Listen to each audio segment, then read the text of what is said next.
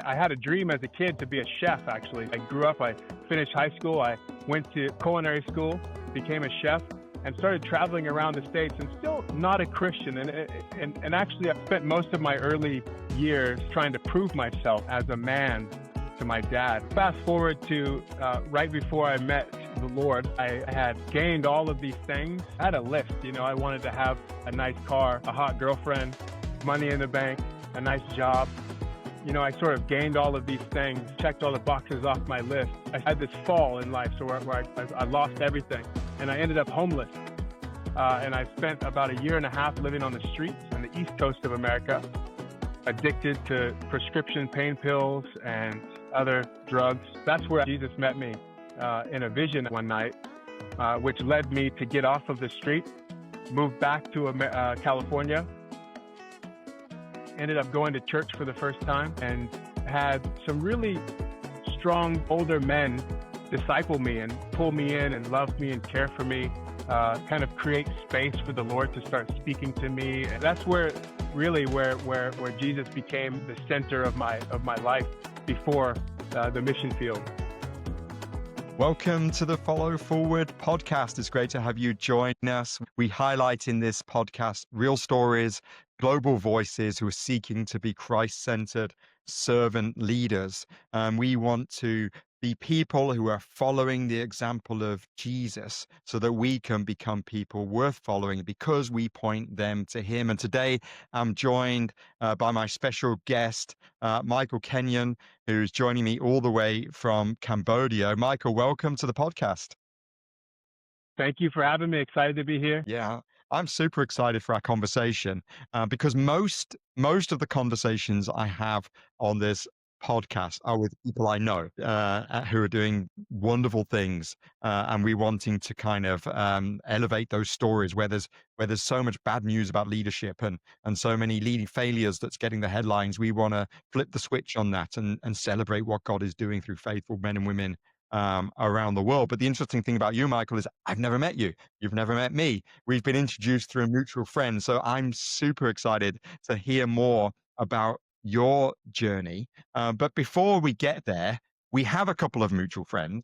So I thought I'd just ask you, I think it was Sam Hawthorne who introduced us, the son of Andy Hawthorne, who's my boss in the UK. So I want to know, how do you know Sam? What was your relationship to the Hawthornes?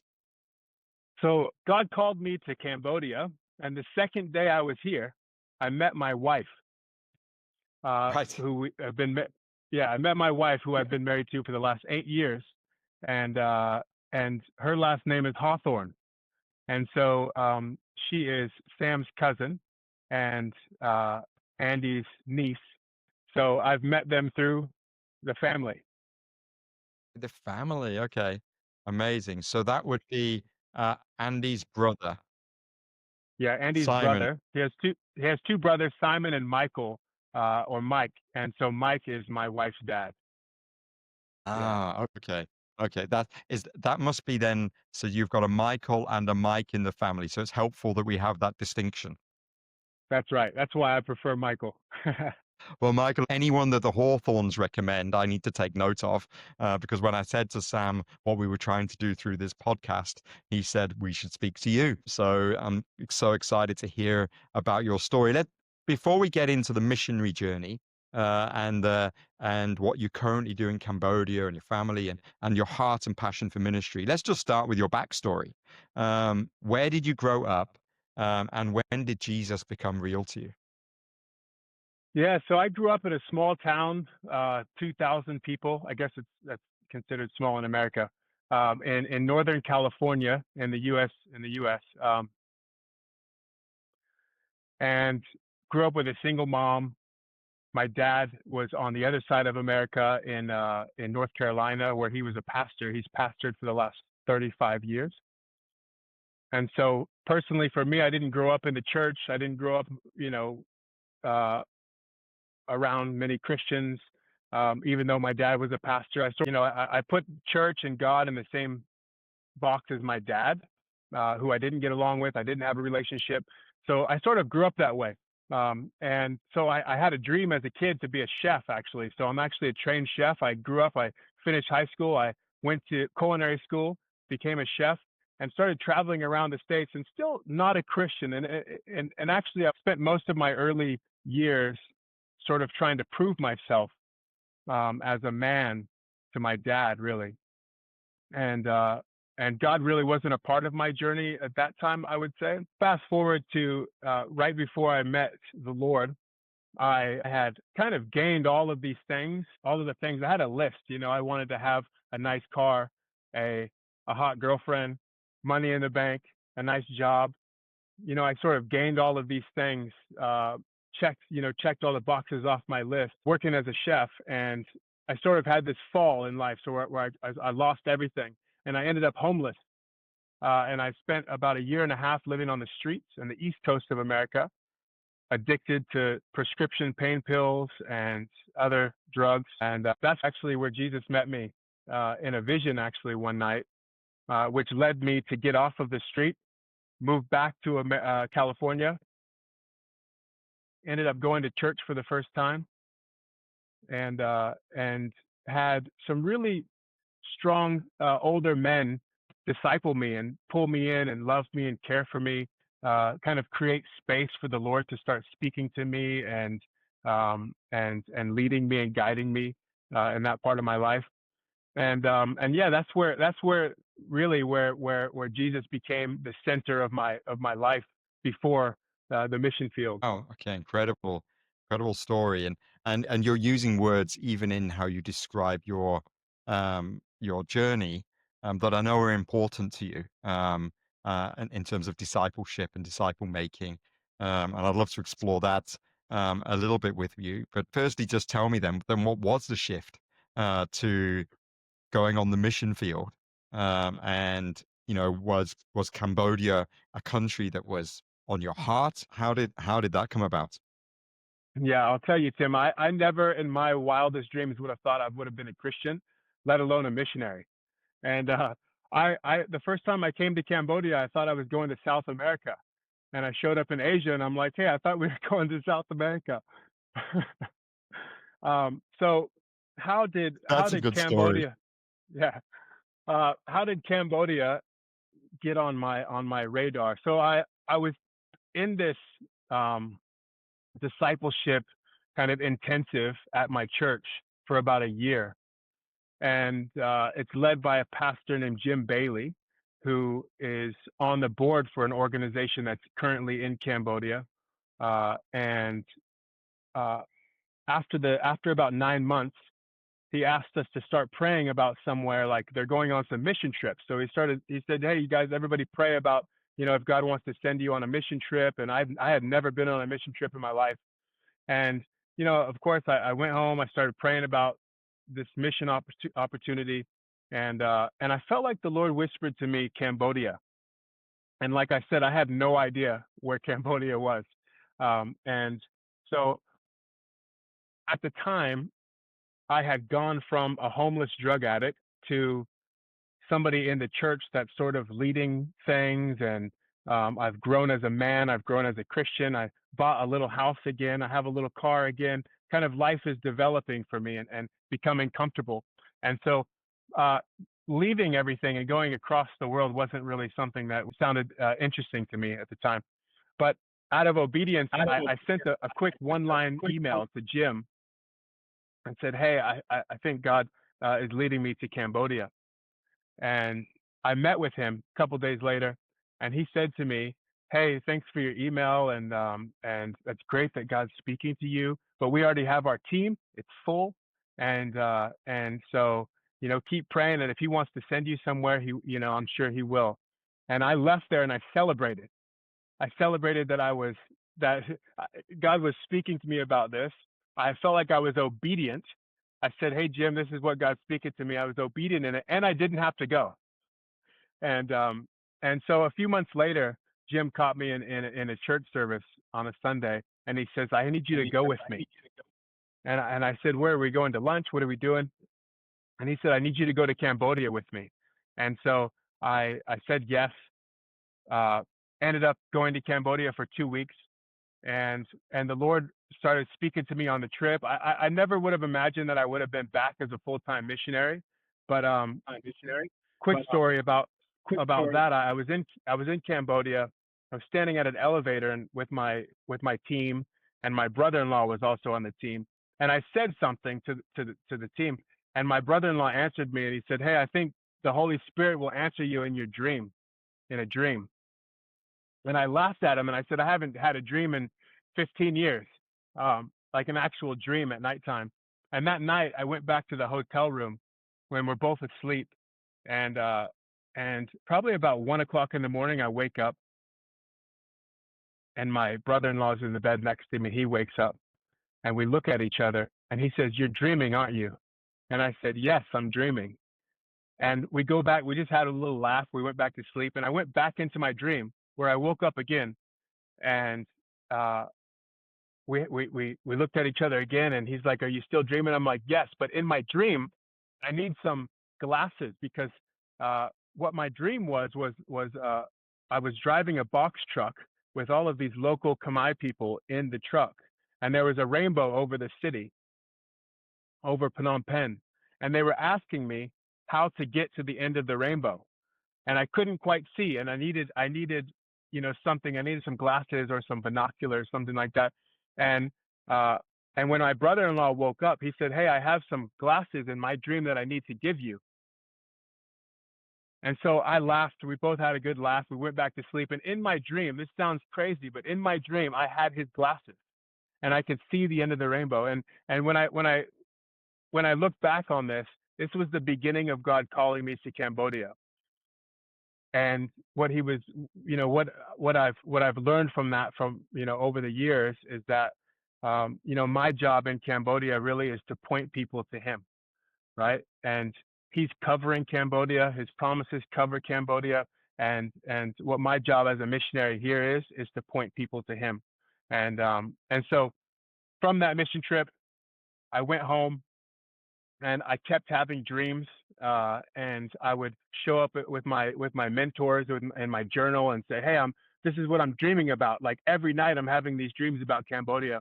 And I had this one guy, Dennis, this older guy, who I walked with for a couple of years, and he would sit with me, and I would go through my journal like this, and he would say, "Well, you know what I do when God is leading me somewhere?" And I said, "He's not leading me anywhere." And and but I did the things he said to do, and stayed connected to the Lord, stayed in prayer, stayed in the Word, and about a year later, packed a bag, and off I went to Cambodia. Wow. So and that then was a permanent move, or at least it was to live there, to immerse yourself. Yeah, yeah, I moved here. And like I said, 2 days later, I met my wife, which is another wild story. Yes. I ended up meeting my wife. A year later, we got married, uh, and about 3 months later, we had our first kid. Now we have three little boys, um, who are all growing up here in Cambodia, and this is home to them. So yeah, moved here at that point, and I've been here ever since. Yeah. Yeah. Fantastic. So Michael, I think hearing Cambodia, for someone like me who doesn't have a great knowledge of the region. The only thing that you've probably heard this so many times, the only thing informed me about Cambodia would be the killing fields. Um, and even that is sketchy in terms of my memory. And so it's one of those countries that has had a lot of bad news stories pushed around the world about it. And what I do here in Africa is I see that a lot in terms of African countries. Whenever there's bad news, it makes the headlines. It very rarely makes the good news pages. Those stories don't get told. So I'm really keen to hear a little bit more about Cambodia, the context there. But what is the happening in the country? What was the context? I mean, I know this could probably be a whole episode of educating me, but give me some context of what you were Yeah, coming into in Cambodia. yeah. I mean, in Cambodia, like you mentioned, the killing field. So around 40 years ago or so, there was a genocide, where a third of the population was killed. And so coming into Cambodia, there's a just huge amount and layers of brokenness. So the adults in Cambodia have all been through war, and been through, losing moms and dads and brothers and sisters and all of that, um, and just layers and layers of trauma. And so when I came to Cambodia the first time on that mission trip, I came and I served with an organization called the Hard Places Community. And what the Hard Places is, at its heart, is an anti-trafficking organization, um, uh, and working with young boys and girls all the way up to adults. I work with young adults. I work with older guys, teenagers and early 20s mostly. Um, but Hard Places works primarily in trafficking, but really just people coming out of difficult situations, unpacking, trauma and hurts and all of this stuff. But because of the layers of trauma, primarily from this genocide, we see a lot of kids trafficked here. It's a really, big situation, big problem here, and the education level is pretty low, and there's a lot of poverty, as you can imagine. And so, wherever people are starving and hungry and no money and all of that, it leads uh, this usually leads to these kind of things like trafficking and um, and so yeah, coming into Cambodia, I really had no idea about any of this. Like I said, I thought I was going to South America, but I get here and sort of learned all of these things. And over the years, I've really fell in love with Cambodia. The people are beautiful. There's a lot of, you're right, like a lot of the bad news gets even right now in the headlines kind of around the world. I think is this Thailand and Cambodia sort of, they're at war right now on the borders. I don't know if you've heard about that, but the bad news gets shared, but actually internally, some of the most beautiful people, um, uh, the hospitality is a whole nother level. I mean, the country has some beautiful places to visit. I mean, you come here on a mission trip and you get like, it's a beautiful place. The people, the country, but yeah, so layers and layers of trauma, which has led to trafficking, which has led to not only trafficking, but just people doing what they have to do to survive, and walking in sort of generational brokenness and generational trauma. Uh, and so mainly what my wife and I and my family does is we kind of play the long game in discipleship, and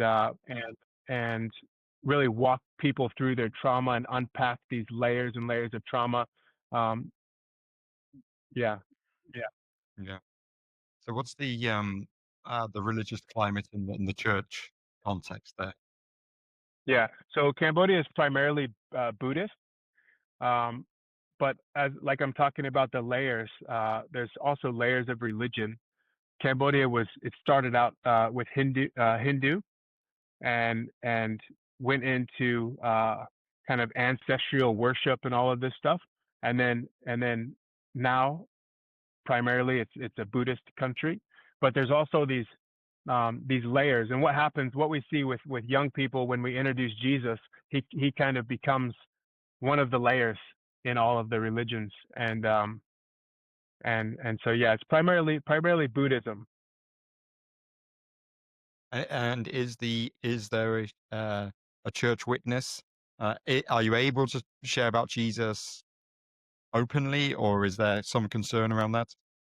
Yeah, and this has grown actually in recent years, where we're really able to openly share about Jesus. Recently, we just celebrated the 100-year anniversary of the gospel coming to Cambodia, and thousands of people were there representing every province in Cambodia, and it was really beautiful. The prime minister came to this, and he thanked the Christians for doing good work, for helping his people, even though he's not a Christian and the country's not a Christian country, and Christians are definitely the minority. There's still 97% or something like that of unreached people in Cambodia. But the prime minister came and he said, "Hey, I just want to thank you guys. I want to thank all of the Christians for doing good work, for helping my people, and for really like getting along with everybody, basically building bridges between religions and between different communities. So because of that, it's really opened up over the last few years here. Mm. Oh, that's good to hear. So I want to explore with you just then some of the lessons of ministry and leadership that you've been experiencing in this. You mentioned the phrase "the long game." You have the long game in terms of discipleship. I know from your website, I've seen some of your approach there. Maybe just unpack some of that. What does that look like in practice in terms of how you're doing that long game, how you view discipleship, how you make disciples who can make disciples, and what are some of the key components for you in terms. Yeah. So, firstly, I think that we're all called to disciple, right? It's like it's the main thing, right? Jesus gives us the Great Commission, and it's what we're all called to do as Christians. And so it's the main thing that we do here, my family and I do here. And when I talk about the long game, I'm talking about like generationally change, not just discipling and for change now, but also for like generations, right? So we the guys that I walk with, I have about uh 20 guys right now that are in our direct community, young men that are from 15 to 25.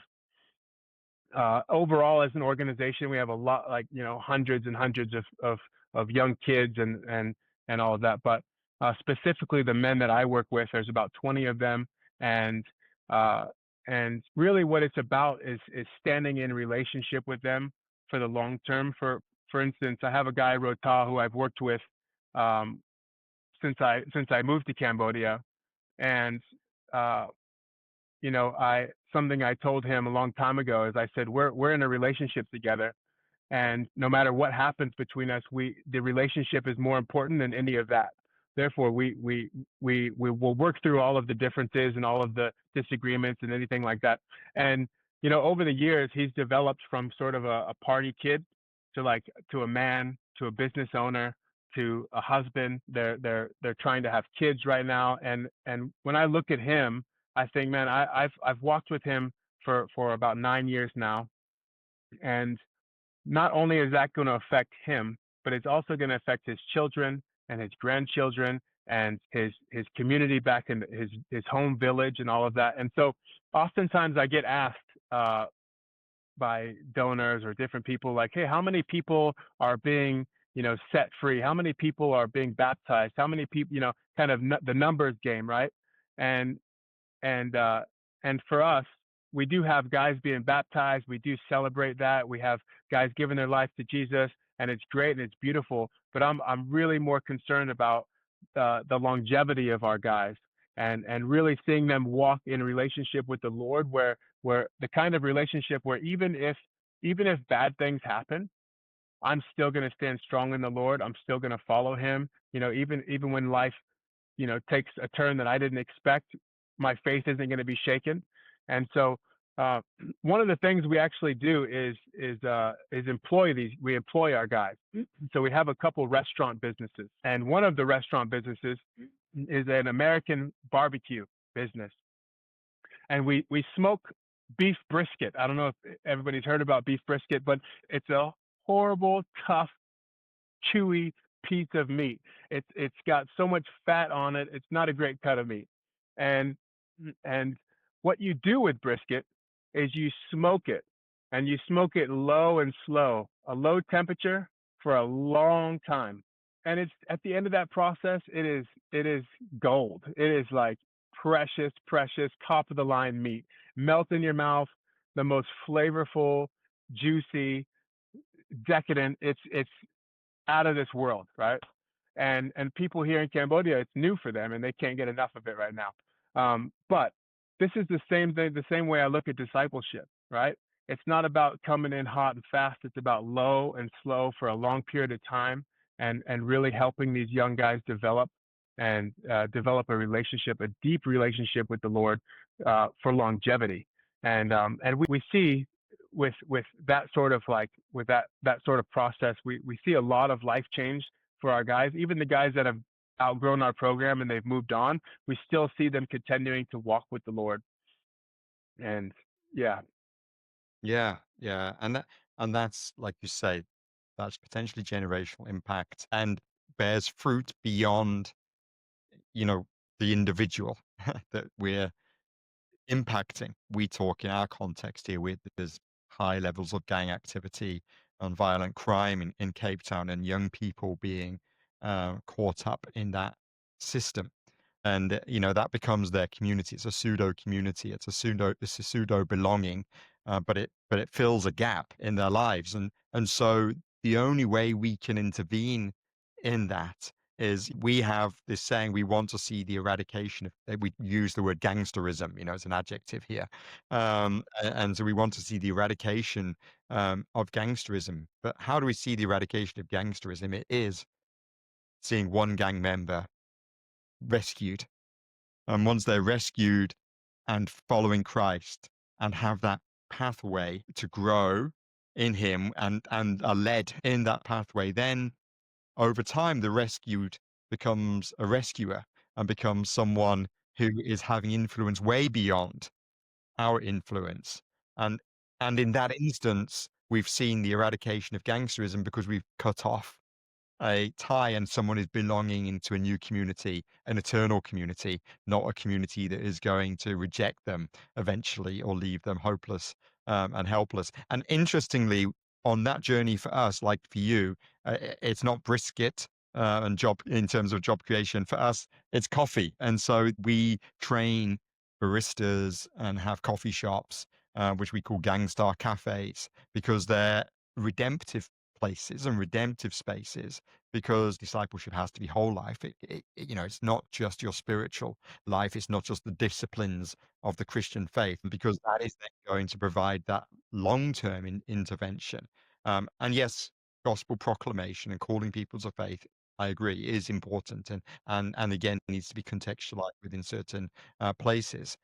We always believe that the heart can be changed by the gospel of Jesus Christ, and that they ultimately people must choose to become his follower.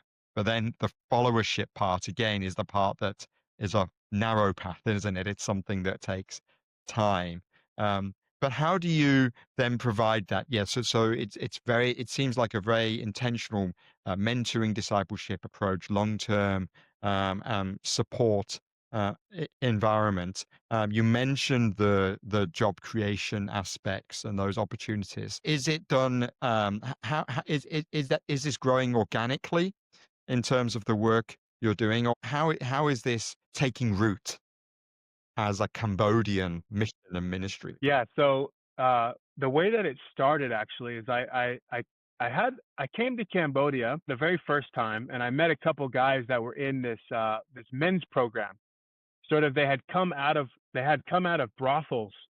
They've been in brothels since they were kids, and they had come out, and they've done like a few years of discipleship in this program, really intense discipleship, building relationships. And when I came, I asked them what their dream was. What are they going to do? They're in this program that's basically sort of like a rehab program in a way. It's really intense, relational, life skills, all of these things. And my question to them was, what's next after this? What's your life look like in 5 years and 10 years? And actually, both of them told me, one of them said, my dream is to open a restaurant. And one of them said that their dream is to do business. They didn't know what kind of business. So when I went home back to America, the Lord really started to speak to me about this, gave me vision for a restaurant in Cambodia. And so coming back here, that was the vision, that was the goal. I didn't know if that would happen in a year or two or in 10 years. Actually, a lot of people told me just take your time, 10, 15 years. It may take a long time for this to happen. But we opened our first restaurant in 2018, like about 2 years after I came here, and with these two guys leading it. And so how it's grown is we've really we had to be really flexible through the COVID season here, and the original vision for the restaurant actually closed, and it shifted into catering, and we've been letting the Spirit lead us in that as it grows. But guys have just come to us. Guys have heard about us and said, "Hey, I'm stuck in this situation." I have guys. I have ex gang members. We have guys that come from gambling dens, young kids that are like they're basically paid to run these gambling dens. I got guys off the streets, guys from brothels, just different places, and they come to us and they say, "Hey, we want to get out of this situation. You have a friend of mine that's working for you. Can I come work for you?" And so we just hire these guys, and actually, it's quite messy, honestly, because of the nature of the people. We don't just take, one broken, messy young guy, but we take a whole crew of them and put them together in one space with sharp knives.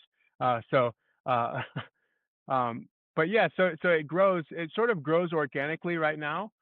We have one guy that I've discipled since 2018. We actually started barbecuing American barbecue together, basically so I can spend time with him for a long period of time while the brisket smoked. And we would sit and we talk, and he was the first guy that we actually got that his dream was to be a chef. And I'm like, Yeah. all right, let's walk with him and nurture that dream, right? And so he ended up going to culinary school. He then went to Lyon, France, worked in a Michelin star restaurant for 6 months. He came back, and we released him. I said, you could go work at any hotel you want. You have the education, you have the experience. Go do all that's in your heart, basically. And he said, I want to work with you. I don't only want to cook. I also want to do the ministry side of it. I want to love people. I want to help people find belonging and help people find their true identity and all of these things that we do. And so I said, all right, what is it? What's the dream? And he said, I want to open a barbecue restaurant. And so we just started down that journey. And about a year ago, we opened a food truck in Cambodia, one of the first food trucks in Cambodia. And that's led us to a restaurant that we're actually opening in about a month from now. We'll open a new restaurant. Um, and uh, and so even that will create more spaces, job opportunities. We're excited for we'll probably hire about 20 more guys, and we're looking for them right now. And it's going to give us really the space to disciple more people, to see more young people come to Jesus and all that. And I think you touched on this. I think a lot of times, we're really concerned about people believing in Jesus, and we're less concerned about the belonging piece, where that has to come first. And that's really what we do, is we help people belong first. And along the way, the hope is that they will believe in Jesus, they will put their faith and trust in him. But really, it's about helping people to belong, because like the gangs, this is belonging. Maybe it's something they couldn't find in their own family, but they find in this family, and we're all searching for that, right? We're all searching for our people. And so, we spend these guys that we work with here, most of their time is spent with us. They work with us. We have house church that we do together. We have, things after work that we do together. So most of the time, this is their community. And so it's a real gift to see people go from, being lost and broken and alone and all of these things, to coming into belonging. And when they come into belonging, when they start to belong and figure out this community really cares about them and really loves them, then they actually start getting interested in the things that we're talking about and the way that we're really living. And this is how Jesus really modeled discipleship as well. He lived it.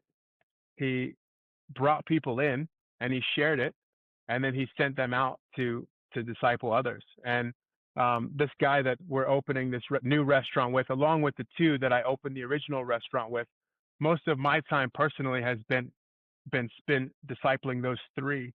And those three, the other 17 guys that we have, are discipled by these guys. And so we're sort of still at the beginning stages of this, but we're creating that model of layered discipleship in a way, right? And so the disciples are discipling, and the more that happens, I think the more growth that we'll see. Great, Michael. I think a couple of thoughts come to mind as we begin to kind of draw this conversation to a close. And I've learned so much just listening to you. But one of the thoughts comes to mind is God, in his infinite wisdom, saw the need for a barbecue restaurant in Cambodia. And he chose Michael Kenyon, somewhere in, I guess, California still at that point, going to culinary school before you even knew Jesus. because he had someone to be trained who would have a vision for opening up that restaurant. It is remarkable when we look at it that way. Sometimes as believers, we take these things for granted, but when you hear that kind of infinite wisdom of God who is ordaining our paths before we even are aware of it, that's remarkable. And actually, what's just required then at that point is is our following him, our obedience to him, and that opens up something on the other side of the world that can be a source of hope and value in the kingdom. Which is remarkable as message here across Africa. This word discipleship has different definitions, doesn't it? People have different frameworks for what that means. For many, it is just, well, we're just doing the 6-week course at church to learn a bit more scripture, and maybe that's a part of it. And I don't want to knock those kind of things, but what we're actually saying as a team here is we have to get to grips with what our responsibility is as disciple makers, and who we are becoming, because that will then inform how we make disciples as well. And so I want to ask you one final question is, having been on the mission field now Cambodia for a number of years, and things that you're learning from being in that context. What are some of the things, the lessons you're learning that you really wish the churches from where you came from, Western Christians or Westerners, some of the things you're learning that you really wish just became part of Christian life back home? Is there anything that God has really illuminated for you, having taken you out of your comfort zone and putting you on the other side of the Yeah, world? there's a few things. I think firstly, with something I tell the guys that I disciple, you were talking about this before. It's the way that I define discipleship to them. I tell them it comes from Ephesians 4:1. Paul says, "I urge you to live a life worthy of your calling, uh, to which you've been called, with patience and humility and kindness and these things." And I say, this is discipleship. Live your life worthy of your calling as a son or as a daughter, and then invite other people along for the ride, right? And and so, yeah, I've learned a lot about discipleship being here in Cambodia. But I think the number one lesson that I wish that um, I could see back in my country is the sort of relationships um, that don't depend on us getting kind of agreeing on everything. Um, Right. and Right. something living cross culturally. For example, my wife is British and I am American, so we're always going to disagree on many things. Like, is it a trash can? Is it a bin? Is it we disagree on bacon. Tomatoes. That's huge for me because bacon is big in America, and our bacon is different than British bacon. And is it a nappy or is it a diaper? There's you know aluminium or aluminum. There's so many disagreements here, right? And but our relationship is not based on us agreeing on everything, right? And so that's same being in a different culture here in Cambodia. There's a lot of things here that local people do different than me, and they see the world differently, and also in the missional community, there's people from every part of the world, all denominations and theological backgrounds and different things, and and so the biggest lesson that I've learned is to you know this walk with Jesus is about relationship and having relationships with people that aren't based on us agreeing on everything. Being able to disagree but still love that person in front of me, still walk with them, still honor them, still respect them. And I think that we need a little bit more of that back home in America where I'm from. So Sure. Yeah, and that's powerful and really helpful, I think. And I concur. We, as a ministry, we really want to build bridges. It seems like that's what you're seeking to do. And those bridges extend in various directions, don't they? And still also need to be between believers. And so being a bridge builder is a really incredible gift. So thank you for what you're doing in Cambodia. Thank you for your example of faithfulness and service. Thank you to the team and family and others doing there, and just being willing to share those lessons with us. I now see why Sam Hawthorne recommended this conversation. and recommended you to be part of this. And I think it's just been a valuable conversation. So thanks, Mike. Yeah, thanks so much for having me. Appreciate it. Yeah, really nice to meet you. Great. Well, this has been the Follow Forward podcast today. We've had real story from Michael in Cambodia, someone who's got a global voice because he's someone who is following Christ-centered servant leadership within his context. So thank you for joining us, and God bless. Thank you for listening to the Follow Forward podcast. This may have been my idea, but I worked with an awesome team to make it come to life. Thank you to Lucy for guest management, scheduling, and being a real gap filler. Jordan for taking over the guest management baton, as well as doing content production, scripting assistance, and editing of these podcasts. Alistair and my lovely wife, Christina, for technical production, and Taryn for taking behind-the-scenes content and crew support. Whether you're watching or listening, make sure to hit that subscribe button on whichever platform you are on and share this episode with your friends so we can inspire even more people together. We release a new episode every Thursday, along with extra content to help you grow as a leader of people and a follower of Christ. Follow my Facebook page at Dr. Tim Tucker to access all the bonus content. We'd love to hear your thoughts, so feel free to send a DM or leave a comment letting us know what you enjoyed about the episode. God bless, and we'll see you next week.